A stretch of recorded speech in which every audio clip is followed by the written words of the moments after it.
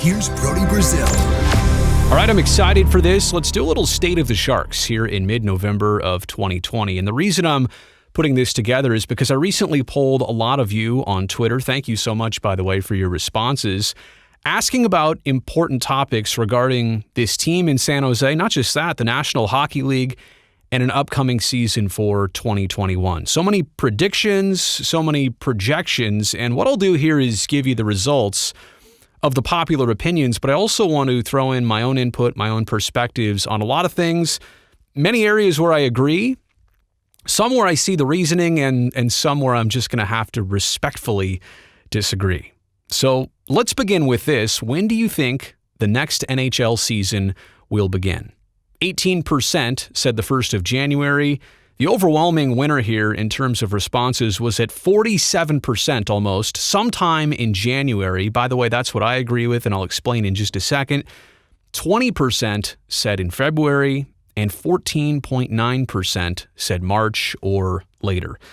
Now look, it's obvious that we're getting a little bit late in the game here for a January 1st start. And I know that's what Gary Bettman said specifically a while back, but I think what you have to interpret from that was it was going to be a best case scenario if, in fact, January 1st could work out. And thinking about the back timing here, a lot of these teams are going to need at least 2 weeks to get ramped up officially and started, and nobody wants to do it too quickly. You're only going to subject your players to potential injuries. I think we saw that even in the restart over the summer. If you do it too fast, you're going to pay the effects that you definitely don't want.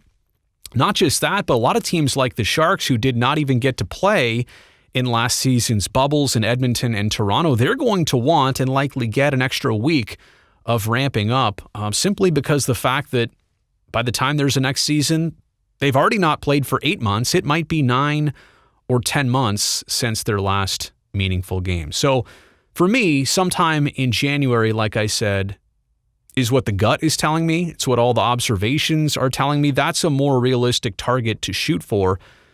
But I also want to say here, if you start getting into February and March, there's kind of a double-edged sword here. On one side, the nation's health crisis and the pandemic, the global pandemic, it might start getting a little bit better. There may be some steps taken. There might be some more avenues to start hockey in a more efficient and appropriate fashion. But at the same respect, the later you start this, the more condensed your schedule is going to have to be, the more you're really going to have to figure things out. And by the way, we could be talking about total realignment here, a Canadian division, a couple American divisions.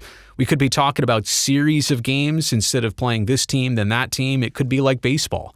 A lot of that has already been discussed. But again, pushing things back gets maybe better from a health standpoint, but it doesn't improve things from a logistics standpoint, especially when you consider that hockey's going to have to, at some point, try and start their next season after this one on time, so they need a normal summer break. They cannot really play through August, kind of like they were doing last year or this past season.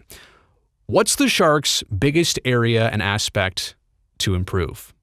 25% said forward depth, 22% said team defense, 30% was the winning choice here, saying it was goaltending, and 21.7% says it's overall team chemistry. And there's an obvious observation here. This is such an evenly split response. Yes, goaltending winning by several percentage points, but what I think the even response here shows you is twofold. Number one, that there are multiple facets and multiple aspects of this team that need attention, that need improvement, and I don't think that's a surprise to anybody based on the way their season was going last year. Through about 70 games and was cut short. They were basically a last-place team in the division, and there are a lot of things to work on. But the even split here on the response, it also shows you that the fan base itself doesn't have a clear number one of fix this and everything will take care of itself. There are a lot of different opinions on what is the priority. And I think you might know this already, but I can't necessarily agree with the main result here of goaltending, the popular choice at 30%. I say that because if you fix goaltending, you're not necessarily going to become a better team instantly. That is the last line of defense, but it's not necessarily the root of the problem. If it's me, right, the result I would choose here is one of the two, maybe a combination of both, forward depth and team defense. If you can get those two things improved, I really do feel like it's a domino effect, that goaltending and overall chemistry are going to take care of themselves. This is a team that got away from its defensive ways in the last year and a half, and it's also a team last season that was trying to trust a new group of young players, and it just didn't pan out. They weren't ready at that point. Now, maybe the good thing is here, about a year later, maybe even more than that, maybe they will be more ready. Maybe the Sharks will benefit from the young pipeline that is now ready to make a noticeable contribution. But at least in terms of last year, wasn't the case. So again, for me, yes, goaltending is a part of it. I'm not trying to diminish that or take it away. I put it in the top 4. I think it definitely belongs there, as well as all these categories. But forward depth and team defense are the priorities for me. If those happen, you watch how everything else slides into place. All right, who's going to lead the Sharks forwards in goals this year? Is it Evander Kane at 22.6%? Timo Meier checking in at almost 30% as the winner. Logan Couture at 21%. And the new father, Tomas Hertl, at almost 27%. Now, you'll notice the names here. I didn't mean to exclude anybody, a Donato, a Marlowe, a Nieto, but I just wanted to pick some younger players that had veteran status here. I wanted to kind of make this a fair comparison and conversation. And again, that's all this is, a conversation. I wouldn't be surprised if the leading goal scorer is not even on this list, and it's somebody else who ends up in a short season with a high amount of goals. I think what's clear is that, like last year, and that's why Timo Meier was likely selected here, he came out of the gates red hot and stayed that way for a while. Anybody that does that here in 2021, that's when the next season would be, they have a chance to be the team leader just following a good start. And we'll talk about more of that in just a second, what we learned from this past baseball season, shortened season. And hockey's had it too, right? Several years back with the work stoppage. But you get out of the gate hot and then you maintain. That's how any player, that's how any team is truly going to have success at the end of a shortened regular season.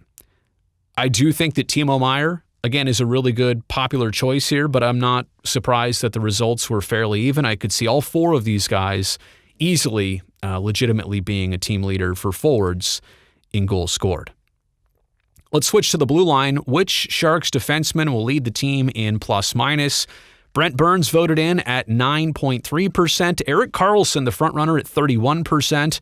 Not far behind is Marc-Edouard Vlasic at 30%, and not far behind that at all is Mario Ferraro, YouTube's own, checking in at 29.7%, just a couple small ticks behind Vlasic and Erik Carlson. Now, first off, I don't even like plus minus as a stat all the time to define defensemen, and I think I could have also done here time on ice because that's a large contribution. I don't know if it tells the same story. There's a lot of advanced statistics I could have got into as well here. But we know everybody plays a little bit of a different game. Carlson is not the same player as Vlasic. Ferraro is not the same player as Brent Burns. Everybody's got a little bit of a different style. And so I'm not saying that there is one stat maybe that fairly compares here, but just for fun, plus minus. I'm not surprised that a lot of people are hopeful for Erik Carlson and Vlasic and Ferraro right behind. But I think Erik Carlson specifically has come to San Jose, has dealt with a wealth of injuries, some that have been documented, some that have been less known about, but that have also equally hindered him through this time to just finally get on this team with a clean bill of health. I really think that's going to put him on a platform to probably be, and I agree with this, a plus-minus leader for this team this season. And no, I don't think it's going to come in his goals. I think it's going to come in his overall points, obviously a lot of assists, but also just being on the ice for a lot of offensive production and hopefully defensive responsibilities in 2021. All right, who will be the starting goalie the most? And essentially the question here is, what will be the starting breakdown of Sharks goalies? In terms of the overall total, will it be more for Jones? Will it be near equal with Devan Dubnyk, or will Dubnyk actually get the most starts? And here's what your voting looked like. 17.4% said more for the incumbent Martin Jones, 52.4%. That is an overwhelming response here. One of the most overwhelming of this whole survey said it's going to be near equal in terms of games started in 2021. And actually 30%, which is almost twice the amount Jones got, 30%, thinks it'll be more for Devan Dubnyk. Now, I'm kind of shocked, again, that a lot of people think it's going to be equal right out of the gate. I'm not saying that's not out of the realm. I'm not saying that's not a possibility. And I understand the sentiment, and I understand that the Sharks with Jones, and they're coming off rough seasons defensively.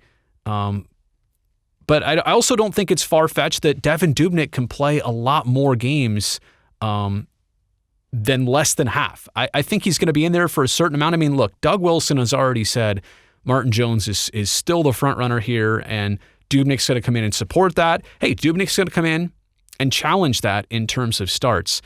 So I don't know that there's going to be a finite breakdown right out of the gate, 60-40, 70-30, whatever it's going to be.